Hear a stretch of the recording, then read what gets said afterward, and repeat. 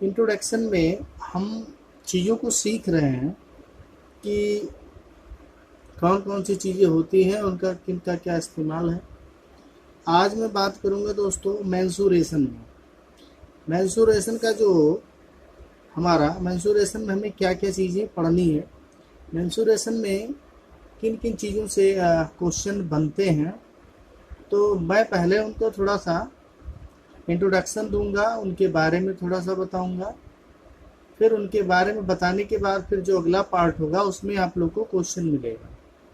तो मैं अभी चीज़ों को बताने से पहले मैं सारे कंफर्मेशन कर देता हूँ कौन कौन सी चीज़ें होती हैं।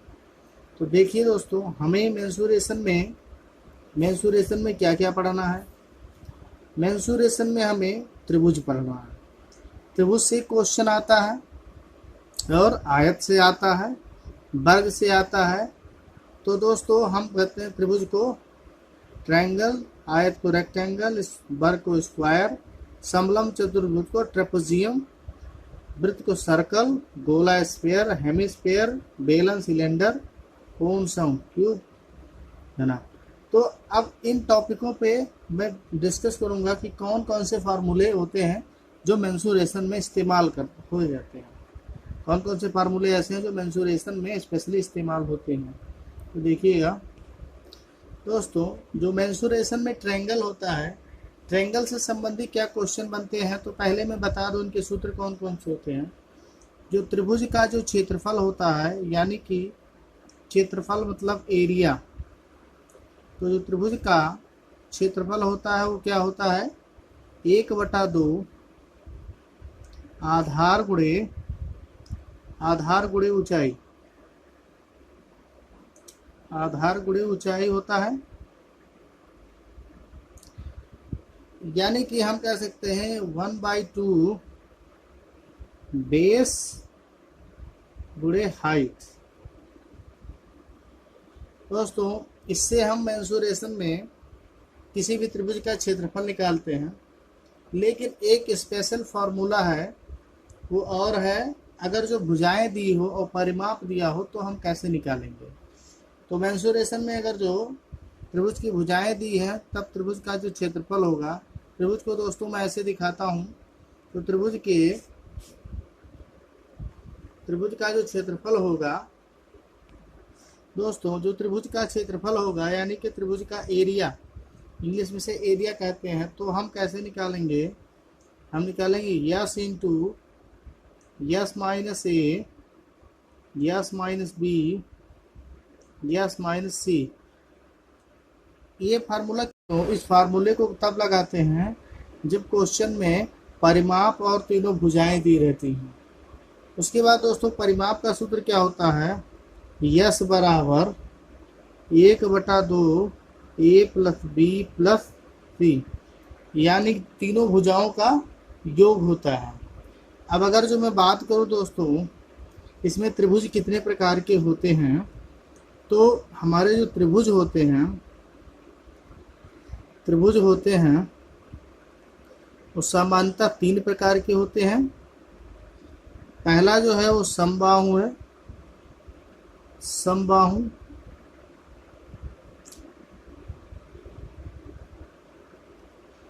दूसरा है समद्विबाहु। दोस्तों ये 3 प्रकार के त्रिभुज होते हैं, समबाहु, समद्विबाहु और विषमबाहु। तो तीनों की खास बात क्या होती है, पहला जो है समबाहु है। समबाहु के नाम से स्पष्ट है कि समबाहु में क्या होता है कि प्रत्येक भुजाएं क्या होती हैं, बराबर होती हैं। यानी ए बराबर बी बराबर सी, तीनों भुजाएं आपस में बराबर होती हैं। और इसमें क्या होता है, समद्विबाहु में कोई 2 भुजा, मान लो एक भुजा ए है तो ए बराबर बी, एक भुजा तो, लेकिन विषमबाहु में कोई भुजा आपस में बराबर नहीं होती है।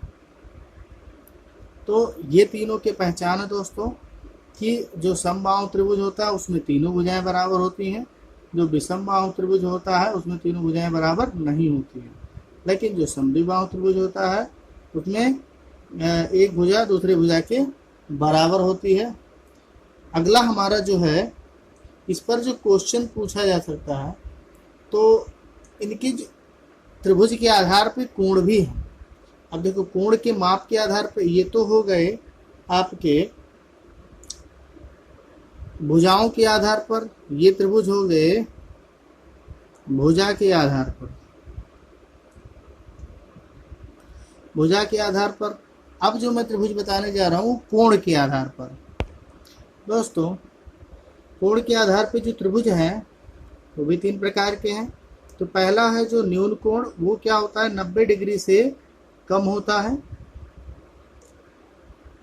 और जो सम कोण होता है वो 90 डिग्री के क्या होता है, बराबर होता है। और जो अधिक कोण होता है वो 90 डिग्री से अधिक होता है, यानी कि कह सकते हैं 90 डिग्री से अधिक। तो हम यहाँ पे क्या देखेंगे कि जो न्यून कोण है वो क्या होता है, 90 डिग्री से कम होता है। तो यानी जो 90 डिग्री से कम होगा वो हमारा क्या कहलाएगा, न्यून कोण।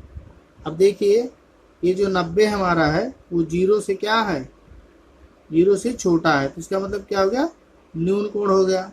सम कोण मतलब 90 डिग्री के बराबर हो। अधिक कोण जो 90 डिग्री से अधिक हो, यानी कि कह सकते हैं वो 180 डिग्री हो सकता है। 180 डिग्री से कम, 90 से अधिक 180 तक हो सकता है। तो ये कोण हमारे जो हैं क्योंकि इस प्रकार से हैं, तो हम सीधे याद रखेंगे कि न्यून कोण 90 डिग्री से कम, सम कोण 90 डिग्री के बराबर, अधिक कोण 90 डिग्री से अधिक, 180 से कम। ऐसे भी कह सकते हैं दोस्तों कि 90 डिग्री से अधिक लेकिन 180 डिग्री से कम। तो ये हमारे 3 प्रकार के त्रिभुज हो गए। अब कुछ बातें इसमें भी दे रखी है, जैसे कि हमें याद क्या रखना हो कि किसी भी त्रिभुज में, मान लो कोई त्रिभुज है, तो किसी भी त्रिभुज का तीनों कोणों का योग कितना होना चाहिए, यानी एंगल ए, बी और सी का योग 180 के बराबर होना चाहिए, यानी कि तीनों कोणों का योग 180 डिग्री होता है। लेकिन दोस्तों, परिमाप की बात करें अगर जो, तो समबाहु त्रिभुज का जो परिमाप होता है, समबाहु त्रिभुज का परिमाप होता है वो क्या होता है, 3 इंटू भुजा होता है, यानी 3a होता है। ए क्या होती है, किसी त्रिभुज की भुजा होती है। लेकिन ये तो समबाहु का हो गया। लेकिन अगर जो समबाहु त्रिभुज का क्षेत्रफल की बात हो, समबाहु त्रिभुज के क्षेत्रफल की बात हो, त्रिभुज का क्षेत्रफल, तो समबाहु त्रिभुज का क्षेत्रफल क्या होता है दोस्तों, √3/4 a स्क्वायर, यानी कि भुजा का स्क्वायर। तो ये समबाहु त्रिभुज का क्षेत्रफल होता है। तो हमें याद क्या रखना होगा कि अगर जो साधारण त्रिभुज है तो आधार गुणे ऊंचाई होगा, लेकिन अगर जो समबाहु है तो √3 यानी करड़ी में 3/4 एक स्क्वायर। तो परिमाप अगर जो होगा तो 3a यानी 3 गुणे भुजा, त्रिभुज के तीनों कोणों का 180 डिग्री होता है। अगला हमारा दोस्तों है आयत। आयत में क्या खास बात होती है, तो पहले तो मैं आयत की विशेषता बता देता हूँ। अगर जो आयत में 4 भुजाएं हैं कुछ इस प्रकार होती हैं, तो इनमें क्या होती है, आमने सामने की भुजा बराबर होती है। ऐसे यानी कि आयत में आमने सामने की भुजा क्या होती है, आपस में बराबर होती है, यानी कि a बराबर a और b बराबर b। तो ये आमने सामने की जो भुजा हो गई ये बराबर होती है। इसकी जो पहली खास बात थी ये थी। दूसरी विशेषता ये है कि इसके जो प्रत्येक कोण है, जो भुजाओं के प्रत्येक कोण है वो क्या है, 90 डिग्री होते हैं। दूसरी बात क्या होती है कि इसके जो प्रत्येक कोण बनते हैं आपस में वो 90 डिग्री बनते हैं। इस प्रकार से इसका इसका एक डायगोनल होता है। डायगोनल का मतलब विकर्ण दोस्तों। इसका क्या होता है, विकर्ण भी आपस में बराबर होते हैं। अगर जो मैं इसे ए कहूँ, बी कहूँ, सी, डी, तो डायगोनल ए सी बराबर बी डी होगा। तो ये दोस्तों ये क्या है, ये विकर्ण है। विकर्ण का मतलब वो तिरछी रेखा जो एक कोने से दूसरे कोने को मिलाती है। इसके अगर जो फार्मूले की बात करें तो आयत का जो परिमाप होता है, आयत का जो परिमाप होता है वो 2 इंटू ए प्लस बी होता है। अब ए प्लस बी क्या होता है, दोनों भुजाएं होती हैं, लंबाई और चौड़ाई। इसको ऐसे भी लिख सकते हो कि 2 गुणे लंबाई प्लस चौड़ाई। तो ये आयत का परिमाप हो गया। अब अगर जो हम क्षेत्रफल की बात करें, आयत का क्षेत्रफल क्या होता है, आयत का क्षेत्रफल होता है दोस्तों लंबाई गुणे चौड़ाई। तो दोस्तों हमें क्वेश्चन में दिया रहेगा कि क्षेत्रफल अगर जो ज्ञात करना है या तो क्षेत्रफल देगा, लंबाई चौड़ाई में से कोई एक दे देगा और पूछेगा। तो इस प्रकार से अगर जो आयत का विकर्ण की बात करें तो आयत का विकर्ण निकालने के लिए दोस्तों हमें कुछ नहीं करना है, सिंपल जो लंबाई चौड़ाई दी होती है उसी को वर्ग कर देना है। उसी को हमें क्या करना है, वर्ग कर देना है, तो हमारी क्या आ जाएगी, विकर्ण आ जाएगा। तो इस प्रकार से हम आयत का क्षेत्रफल निकालते हैं, इस प्रकार से हम विकर्ण निकालते हैं, इस प्रकार से परिमाप निकालते हैं। अगली बात है जो अब जो दोस्तों वर्ग होता है उसकी क्या खास बात होती है। पहली जो खास बात है कि उसकी जो चारों भुजाएं होती हैं, जैसे मान लो ये है तो ये कुछ इस प्रकार होता है ए बी सी डी। तो इसमें क्या होता है कि इसकी चारों भुजाएं क्या होती हैं, बराबर होती हैं। ए बी बराबर बी सी बराबर सी डी बराबर डी ए। चारों भुजाएं बराबर होती हैं, पहली बात। और दूसरा, प्रत्येक भुजाओं पर 90 डिग्री का कोण बनता है। इसको भी याद रखना है कि प्रत्येक भुजाओं पर 90 डिग्री का कोण बनता है। और तीसरी बात क्या याद रखनी है, इसमें जो डायगोनल होता है, विकर्ण क्या होते हैं, विकर्ण आपस में बराबर होते हैं। विकर्ण क्या होते हैं, विकर्ण बराबर होते हैं। ये 3 बातें हैं जो इसमें होती हैं। और जो चारों भुजाएं होती हैं आपस में बराबर होती हैं। परिमाप निकालने के लिए हमें सिंपल क्या करना होता है, कोई एक भुजा, क्योंकि इसकी भुजा देखो अगर जो मैं ए मान लूँ तो चारों भुजा क्या होगी, आपस में बराबर होगी। तो परिमाप निकालने के लिए क्या सूत्र इस्तेमाल करेंगे, 4 गुणे भुजा। क्षेत्रफल निकालने के लिए क्या इस्तेमाल करेंगे, भुजा का स्क्वायर। भुजा का हम वर्ग कर देंगे तो हमारा क्षेत्रफल आ जाएगा। यानी कि अगर जो भुजा हमारी 2 है तो क्षेत्रफल हमारा 4 होगा। और विकर्ण और क्षेत्रफल में क्या संबंध होता है, वो 2 गुना होता है। विकर्ण 2 गुना होता है क्षेत्रफल के, क्षेत्रफल का 2 गुना होता है। तो ये 4 बातें थी, 5 जो मैंने इससे संबंधित ही बता दी। अगला जो हमारा टॉपिक है दोस्तों, अगर जो हम समलंब चतुर्भुज की बात करें तो समलंब चतुर्भुज को हम इंग्लिश में कहते हैं ट्रेपेजियम। इसकी जो खास बात क्या होती है, इसकी जो फिगर होती है कुछ इस प्रकार से होती है। अब इसमें क्या होता है कि ये जो समांतर 2 भुजा होती हैं, ये 2 भुजा आपस में क्या होती हैं, बराबर होती हैं। यानी कि जो समलंब चतुर्भुज का मतलब सब पर लंब, सब पर लंब को ही समलंब चतुर्भुज कहते हैं। इसमें 2 भुजाएं परस्पर एक दूसरे पर लंब होती है। तो दोस्तों इनका जो है बहुत ज़्यादा इस्तेमाल नहीं है मेंसुरेशन में, बस इनका इस्तेमाल क्षेत्रफल निकालने में होता है। तो इनका सिंपल है कि समांतर भुजाओं का योग गुणे उनके बीच की दूरी बटा 2। अब समांतर भुजाएं कौन से, ए और ये, यानी समांतर भुजाओं का योग। तो हम समांतर भुजा मान लेते हैं, ए बी है और सी डी है। तो हम इनको इस भाषा में लिख सकते हैं, चाहे तो हम ऐसे लिख लें कि A B plus C D, ये 2 समांतर भुजा हो गई। ए बी और सी डी ये दोनों समांतर भुजा हो गई, गुणे उनके बीच की दूरी अर्थात ये ऊंचाई h की बात कर रहा है बटा 2, ऐसे निकलेगा दोस्तों। तो ये इनका क्षेत्रफल निकालने का फॉर्मूला ये है।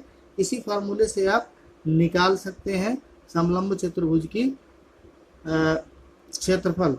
तो अगर जो कंफ्यूजन हो तो एक बार फिर से देख लें। इनकी जो समांतर भुजाएं हैं ये हैं ए बी और सी डी, और इनकी जो बीच की दूरी है ये एच है, यानी हमने एच मान रखा है। तो क्षेत्रफल समांतर भुजाओं का योग गुणे उनके बीच की दूरी बटा 2। तो ऐसे ही हम इनका जो है क्षेत्रफल निकाल सकते हैं। अगला दोस्तों हमारा क्या है, सर्कल। सर्कल का मतलब किसी निश्चित बिंदु के चारों ओर समान दूरी रखते हुए जो आकृति प्राप्त होती है उसे हम वृत्त कहते हैं।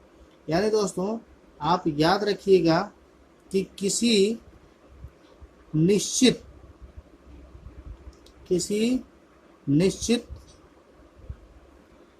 बिंदु के चारों ओर समान दूरी रखते हुए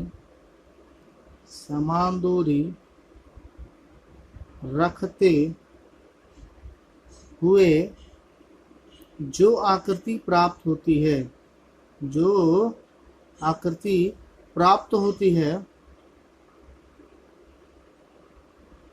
उन्हें कहते हैं वृत्त। वृत्त कहलाता है।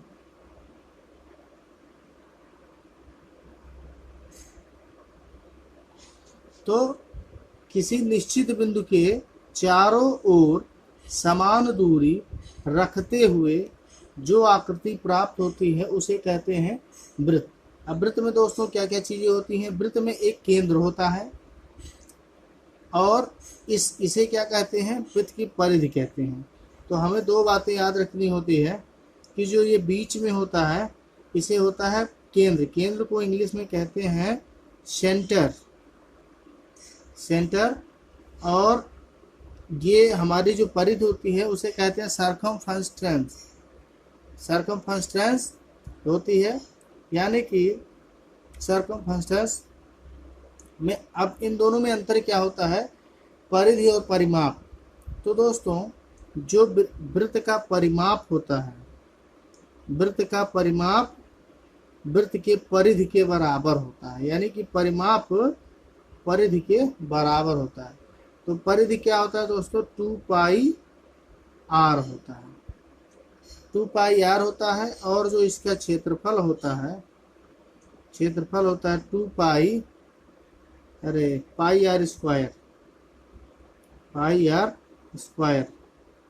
ये इसका क्षेत्रफल होता है दोस्तों, πr²। ये इसका क्षेत्रफल हो गया। और जो परिधि होता है उसके परिमाप के बराबर होता है। तो कभी कभी क्वेश्चन में पूछ लिया जाता है कि अगर जो वृत्त की परिधि परिमाप के बराबर हो तो उनका संबंध क्या होगा। तो हमें याद रखना है कि जो वृत्त की परिधि है परिमाप के बराबर हो सकती है तो उनका संबंध हम निकाल सकते हैं, क्योंकि उनका अनुपात जो वृत्त की व्यास होती है, एक होती है वृत्त का व्यास, यानी इसमें इसे क्या कहेंगे, वृत्त की त्रिज्या कहेंगे। अगर जो हम त्रिज्या को r मान ले तो ये हमारी दूरी हो जाएगी। और अगर जो हम इसे कुछ इस यहाँ तक बढ़ा देते हैं तो ये पूरी दूरी हमारी व्यास हो जाएगी। इसे हम कहेंगे d, यानी कि डायामीटर। अब इसमें संबंध क्या होता है, संबंध होता है कि अभी हमने पढ़ा क्या कि व्यास बराबर यानी कि परिधि परिमाप बराबर होता है 2πr।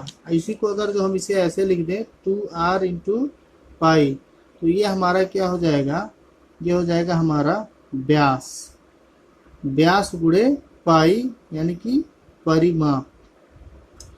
तो यहाँ पर जो हमारा संबंध निकल के आ रहा है कि परिमाप बटे व्यास इक्वल टू पाई, ये हमारा संबंध आ रहा है। तो व्यास और परिमाप में संबंध होता है पाई का। तो क्यों होता है, क्योंकि जो उसकी त्रिज्या होती है वृत्त की त्रिज्या व्यास की 2 गुनी होती है। दोस्तों अगला जो हमारा टॉपिक है गोला है। गोले में क्या हमें सीखना है कि गोले और वृत्त में एक ही अंतर होता है दोस्तों। गोला जो होता है वो ठोस होता है और जो वृत्त होता है वो ठोस नहीं बल्कि एक समतल आकृति होती है। तो गोले और वृत्त में सिर्फ एक ही अंतर होता है कि गोला ठोस होता है और वृत्त समतल आकृति होती है। तो अगर जो गोले का आयतन हमें निकालना हो तो 4/3 पाई आर क्यूब से हम निकाल सकते हैं। अर्थात दोस्तों 4/3 पाई गुणे त्रिज्या का क्यूब। गोले की कुछ न कुछ त्रिज्या होती है, अभी हमने बताया है। तो वो जो त्रिज्या होती है उसका अगर जो हम क्यूब को 4/3 पाई से गुणा कर देंगे तो उसका आयतन आ जाएगा। जो इम्पोर्टेंट बात है वो ये है कि गोले का जो वक्र पृष्ठ होता है संपूर्ण पृष्ठ के बराबर होता है, यानी कि वक्र पृष्ठ भी 4πr² होता है और संपूर्ण पृष्ठ भी 4πr² होता है। अगला दोस्तों इसमें क्या है, जैसे अर्धगोला। अब अगर जो हम अर्धगोला कर दें तो अर्धगोले में क्या होता है, अर्धगोले का आयतन हमें निकालना होगा, इसी को आधा कर देंगे, यानी कि आयतन बराबर क्या हो जाएगा 2/3 पाई आर क्यूब। यानी दोस्तों त्रिज्या का क्यूब होता है, आयतन क्या होता है त्रिज्या का क्यूब होता है। बस ये जो 4/3 था वो आधा हो जाता है, यानी 2 से भाग हो जाता है, 2/3 हो जाता है। अब अगर जो हम इसकी संपूर्ण पृष्ठ की बात करें, इसके अगर जो हम संपूर्ण पृष्ठ की बात करें तो संपूर्ण पृष्ठ 3πr² होता है। यानी कि अंतर क्या है दोस्तों, अगर जो पूर्ण गोला होगा तो 4πr² होगा, लेकिन अगर जो अर्धगोला होगा, अर्धगोले को कहते हैं दोस्तों हेमिस्फेयर। हेमिस्फेयर कहते हैं, अर्धगोले को हेमिस्फेयर कहते हैं।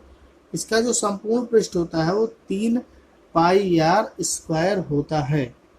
तो अगर जो दोस्तों दिया है तो आप आसानी से निकाल सकते हैं इस फार्मूले से। इसके बाद जो अगला है, अगला दोस्तों होता है बेलन।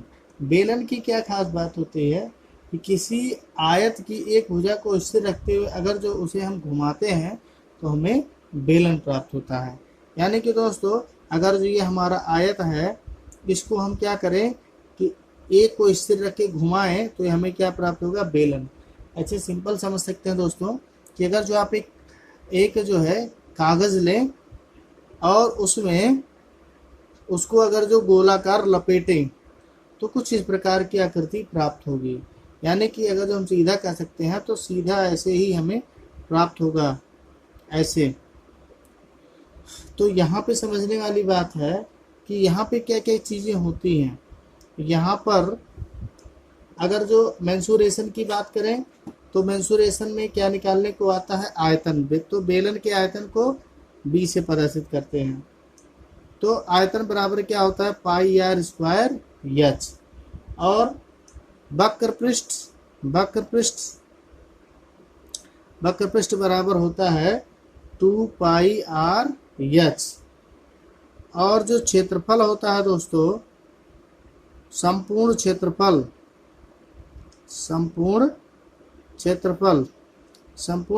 होता है दोस्तों 2πrh प्लस 2πr², यानी कि 2πrh प्लस r। इसका लॉजिक क्या है दोस्तों, वक्र पृष्ठ ऐसा होता है, संपूर्ण क्षेत्रफल ऐसा होता है, क्यों? अब ये समझने वाली बात क्या है, वक्र पृष्ठ का मतलब दोस्तों जो आयत होता है उसे हम घुमा के रोल बनाते हैं तो वो हमारा क्या हो जाता है, वक्र पृष्ठ। और उसके ऊपर जो दो सर्कल होते हैं वो हमारे अगर जो उसको भी जोड़ देते हैं तो हमारा वो संपूर्ण पृष्ठ। यानी दोस्तों क्षेत्रफल दोनों ही है, अंतर क्या है कि यहाँ पर जो दो गोला है, एक गोला πr², गोले का क्षेत्रफल यानी कि वृत्त का क्षेत्रफल πr², और दूसरे वृत्त का क्षेत्रफल πr²। तो दोनों वृत्त के क्षेत्रफल को अगर जो हम जोड़ लेंगे तो 2πr होगा, तो हम लिखेंगे क्या, 2πrh प्लस r। इस प्रकार से बेलन के हम संपूर्ण पृष्ठ को निकालते हैं। अगला जो हमारा है शंकु। शंकु में क्या होता है दोस्तों, शंकु को कहते हैं कोण। शंकु को कहते हैं कोण। इसकी आकृति कुछ इस प्रकार से होती है। अब यहाँ पर दोस्तों ये क्या होता है, ये स्लैंट होता है। स्लैंट का मतलब होता है तिर्यक ऊंचाई। स्लैंट का मतलब क्या होता है, तिर्यक ऊंचाई। तिर्यक ऊंचाई मतलब तिरछी ऊंचाई, ये तिरछी ऊंचाई से कहते हैं। और यहाँ पर दोस्तों ये ऊंचाई होती है बेलन की, तो इसे हम एल से दिखाते हैं। तो एल बराबर क्या होता है, करड़ी में एच का स्क्वायर, और नीचे दोस्तों एक वृत्त बनता है। तो वृत्त बनता है तो वृत्त का मतलब होता है आर का स्क्वायर। अब यहाँ पर जो स्लैंट होगा वो ऊंचाई का स्क्वायर और आर का स्क्वायर, जो कि वृत्त की त्रिज्या है। अगला जो टॉपिक है इसमें कह रहा है कि इसका वक्र पृष्ठ। वक्र पृष्ठ में दोस्तों होता है पाई आर यल। इसका जो वक्र पृष्ठ निकालते हैं किस फार्मूले से निकालते हैं, पाई आर एल से।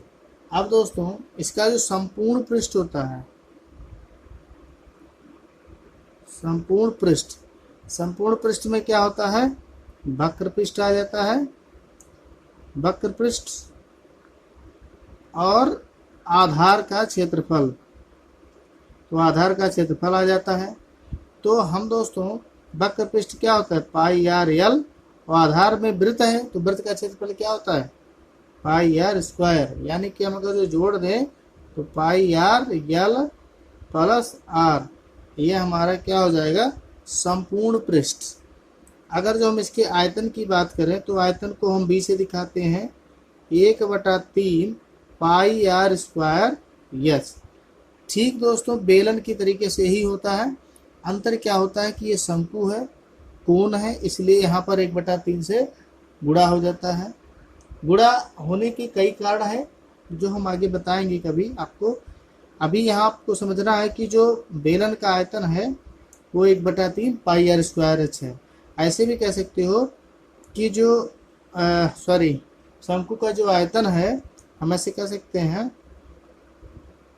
कि शंकु का आयतन और बेलन के आयतन में 1/3 का संबंध होता है। क्या संबंध होता है, इनको आप समझ सकते हो कि जो शंकु का आयतन है, शंकु का आयतन बराबर 1/3 गुणे बेलन का आयतन, ऐसे कह सकते हो। क्योंकि बेलन का जो आयतन होता है पाई आर स्क्वायर एच होता है, बेलन का आयतन।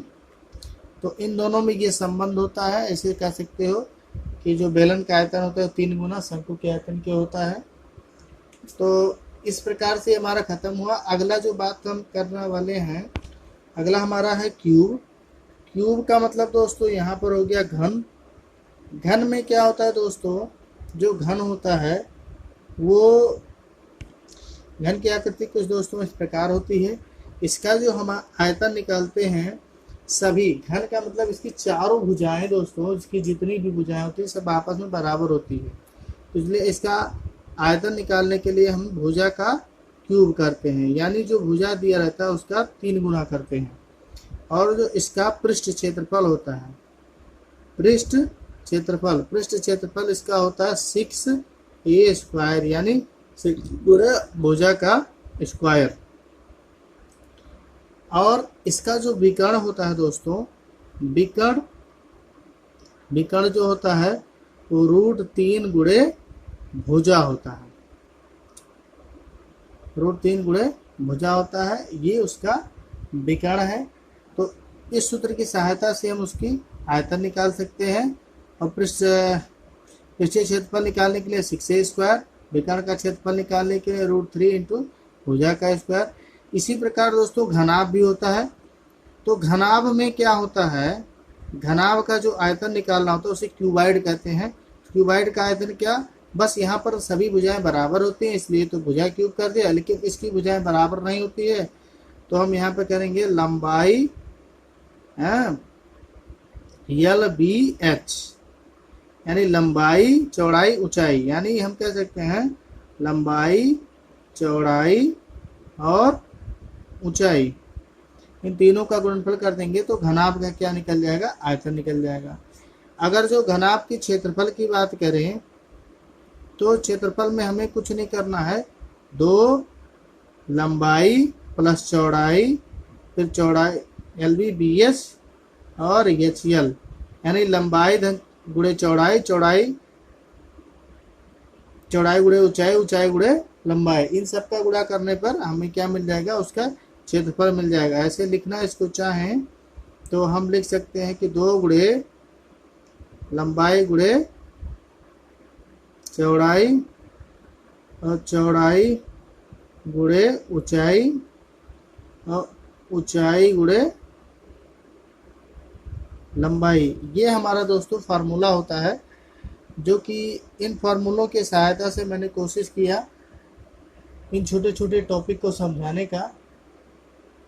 अगला जो हमारा पार्ट आएगा इस पर संबंधित क्वेश्चन पे आएगा, तो जो भी इससे संबंधित क्वेश्चन होंगे मैं नेक्स्ट वीडियो में बताऊंगा। वीडियो कैसा लगा जरूर बताइएगा, और कौन कौन से फार्मूले कितने समझ में आए इसको जरूर बताइएगा, क्योंकि फार्मूले को जानना बहुत ज़रूरी है। बिना फार्मूले की जानकारी के हम कुछ नहीं कर सकते हैं।